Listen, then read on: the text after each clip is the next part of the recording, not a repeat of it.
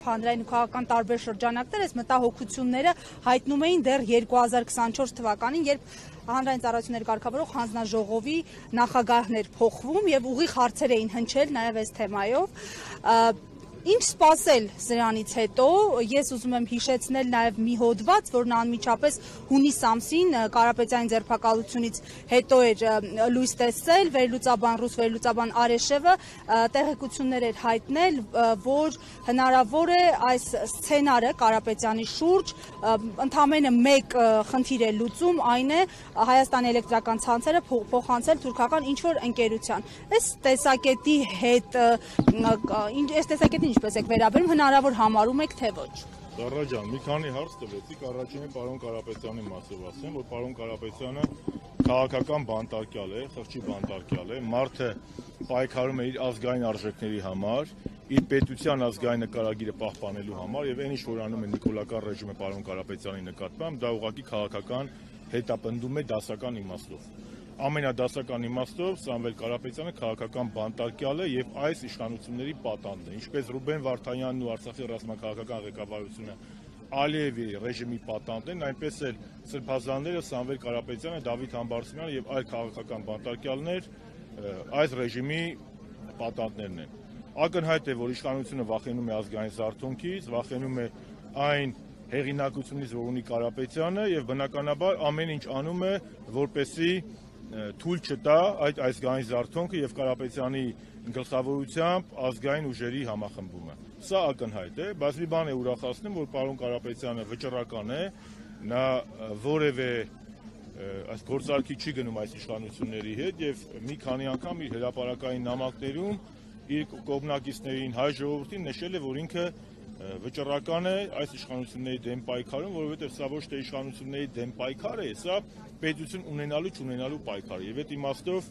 ես ողջունում եմ Սամվել Կարապետյանի նման դիրքորոշումը։ Ինչ վերաբերում է ռուս վերլուծաբան Արեշևի ասածին, ապա այո, ես մեկ անգամ չէ որ ասել եմ, առաջիններից մեկն եմ Հայաստանում եղել, որ նշել է, որ Նիկոլ Փաշինյանը Հայաստանի արտաքին քաղաքական վեկտորը ռուսականից փոխում է դեպի թուրք արևմտյան, թուրք նատոական, եւ դա երևում է եւ արտաքին քաղաքականության մեջ, երևում է եւ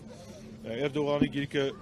իր կրծքին սեղմելու մեջ եւ թուրք-ադրբեջանական բոլոր նարատիվները տարածելու եւ նրանց պահանջները իրականացնելու եւ բնականաբար նաեւ ռուսական կապիտալը կամ ազգային կապիտալը թեկուս հայկական փոխելու թուրքականով։ Այսօր ես որևէ տարօրինակ բան չեմ, տարօրինակ է մեր դրամաբանությամբ եւ անթույլատրելի է, բայց այն ինչ որ անում է Նիկոլ Փաշինյանը իմ համար զարմանալի չէ։ Նա մեր պետությունը տանում է դեպի վիլայեթացման եւ մեկ անգամ չէ որ ասել եմ, դրա համար էլ նաեւ այսօր այստեղ եմ։ Պարոն Շարմազանով, Սամվել Կարապետյանի գործի մասին խոսելիս իշխանությունները, մասնավորապես իրավապահ մարմիններից մեկի ղեկավարը քննչական կոմիտեին, քանի որ նշեցիք Սամվել Կարապետյանը խղճի մտքի բանտարկյալ է, դասական քաղբանտարկյալ է, հղում անելով, որ պարզապես կալանավորվել է մեր ձևով արտահայտության համար, քննչական կոմիտեի ղեկավարը նշում է, դուք կարծում եք, որ պարզապես դրա համար է, հղում անելով ենթադրյալ կամ հնարավոր օպերատիվ տեղեկատվության, որ Սամվել Կարապետյանը միայն դրա համար չի ձերբակալվել, ապա կալանավորվել։ Ինչ պիտի աներ Սամվել Կարապետյանը։ Քննչական կոմիտեի նախագահը շատ պարզացել է, որ միայն դրա համար չէ, ես էլ կարող եմ ասել, միայն դրա համար չէ, եւ զուգահեռ գնում է Սամվել Կարապետյանի տեսահոլովակի տրանսլյացիան, Նիկոլ Փաշինյանը պարլամենտից արդեն իրար հետ տալով մի քանի ոչ քաղաքակիրթ գրառումով հանդես եկավ եւ որը ես դիտարկել եմ որպես ուղիղ հրահանգ ուժային կառույցներին կալանավորել Սամվել Կարապետյանին։ Ես հեռու եմ այն մտքից, որ մեր ուժային կառույցները կամ առնվազն նրանց մեծամասնությունը գործում են բացառապես իրենց խղճով եւ սահմանադրությամբ, նրանք գործում են իմ տպավորությամբ նախ եւ առաջ Նիկոլ Փաշինյանի հրահանգներով, ուղղակի կամ անուղղակի։ Եթե Նիկոլ Փաշինյանը SMS-ով ԲԴԽ նախագահ է հանում, ամեն ինչ էլ հնարավոր է։ Եվ այդ իմաստով իշխանները իրան կռուտից լինեն, ծիծաղել է, կարծում եմ ցանկացած տրամաբանություն ունեցող մարդ կարող է կարդալ եւ ծանոթանալ Սամվել Կարապետյանի հայտարարությանը եւ տեսնել, որ այնտեղ մեր ձևով հայտարարությունը որևէ խնդիր չի հարուցում, որևէ այնտեղ քաղաքական բան չկա։ Եթե այդպես դանք, ապա նույն Նիկոլ Փաշինյանը նրա թիմը առավոտից երեկո սպառնալիքներ են հնչեցնում падգամավորների եւ ընդդիմության վրա, կանոնում ասում է բոլորիդ կբցնեմ ԱԱՑ պատվալ, ասֆալտին կփռեմ,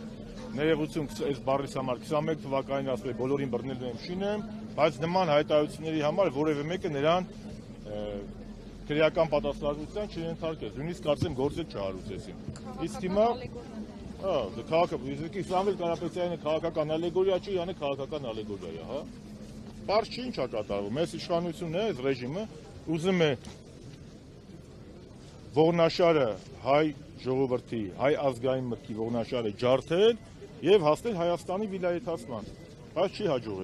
հաջողելու այս հոս բազմությունն է դրա վառ ապացույցն է։